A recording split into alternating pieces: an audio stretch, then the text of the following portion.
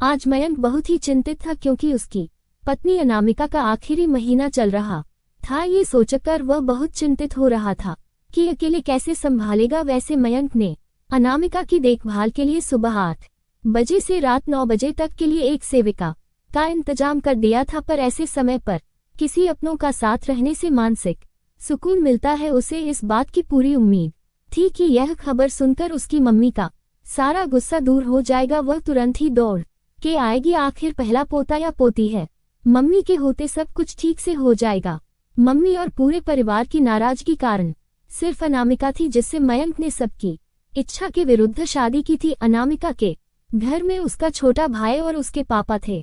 उसकी मम्मी बहुत साल पहले ही अनंत यात्रा को प्रस्थान कर चुकी थी। यही कारण था कि मयंक को अपनी मां का ही सहारा था। सोचा किसी कारणवश मम्मी नहीं आ पाई तो किसी तरह भाभी या बहन को बुला लेगा, पर जो सोचा वह हो नहीं पाया। सबसे पहले मम्मी ने मयंक को घुटने के दर्द और पापा की देखभाल करने का बहाना बनाकर मना कर दिया। इस पर मयंक ने अपनी मम्मी को कहा, मैं अकेले नहीं संभाल पाऊंगा मम्मी, मुझे आपकी जरूरत है, हो सके तो पापा को भी लेकर आओ। मयंक के इस तरह के बातों पर मम्मी ने दो टूक जवाब देते हुए कहा कि पापा को सफर में परेशानी होती है, जबकि मयंक जानता था कि उसकी मम्मी और पापा अपने कुछ मित्रों के साथ वैष्णो देवी मंदिर गए थे। फिर भी वह चुप रहा। अपनी चुप्पी तोड़ने के बाद मयंक ने अपनी मम्मी से सकुचाते हुए कहा, मम्मी अगर आप नहीं आ सकती तो दीदी या भाभी को ही भेज दीजिए।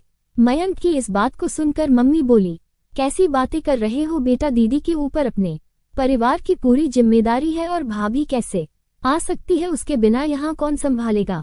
ये कहकर उसने फोन रख दिया।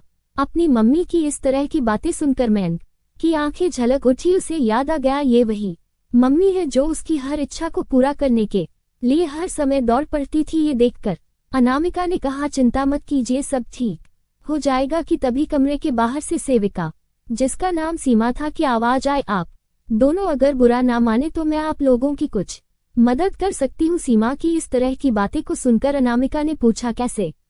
तब सीमा ने बताया कि मेरी एक चाची है, अकेली रहती है, उसे हर तरह काम भी आता है, आप चाहे तो मैं उसे आज बुला लूं। इस पर मयंक और अनामिका ने सकुचाते हुए कहा कि कहीं उसको कोई दिक्कत तो नहीं होगी। अपनों के लिए कैसी दिक्कत, और पैसे की चिंता मत कीजिएगा, इस समय तो मेम साहब का ध्यान रखना जरूरी है। सीमा ने अपनी बात रखी। सीमा की अपनेपन की बात सुनकर अनामिका ने कहा, बहुत बहुत धन्यवाद सीमा, तुमने तो पराया होते भी अपनों से बढ़कर मेरा साथ देने का प्रयास किया है। इस पर सीमा ने अपनी बात बढ़ाते हुए कहा, कैसी बातें कर रही हो मेम साहब, आपके घर में कुछ दिनों में मुझे जो अपनापन मिला है उसके आगे तो ये कुछ भी नहीं है। फिर इंसान ही तो इंसान के काम आता है।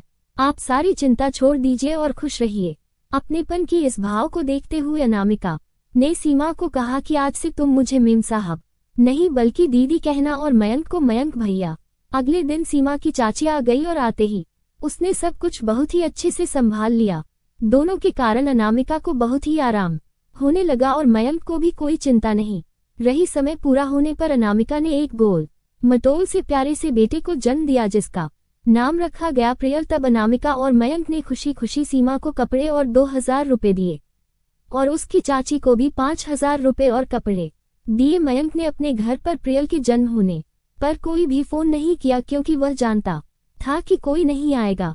प्रियल के 1 साल होने तक सीमा और उसकी चाची ने अनामिका का अच्छे से ध्यान रखा और फिर सीमा को अपने घर काम करने के लिए पैसे ज्यादा देना चाहा, पर सीमा ने मना कर दिया और उसकी चाची भी कभी कभी उससे मिलने के लिए उसके घर आने लगी। प्रियल के 1 साल होने पर मयंक और अनामिका ने बहुत ही शानदार तरीके से उसका जन्मदिन मनाने का तय किया। अनामिका के बहुत ही जोर देने पर मयंक ने अपने परिवार को भी बुलाया। अनमने मन से वे आए तो जरूर, लेकिन अजनबी की तरह शगुन का लिफाफा पका कर चले गए। लेकिन सीमा और उसकी चाची और उसके परिवार ने अपनों की तरह पूरा साथ दिया। इस तरह से एक पराये रिश्ते ने अपनेपन की सौंधी महक से अनामिका और मयंक के दिल में खास जगह बना ली। सच ही कहा है, रिश्ता वही जिसमें अपनापन लगे, ना कि जरूरत होने पर वह दूर चले जाए।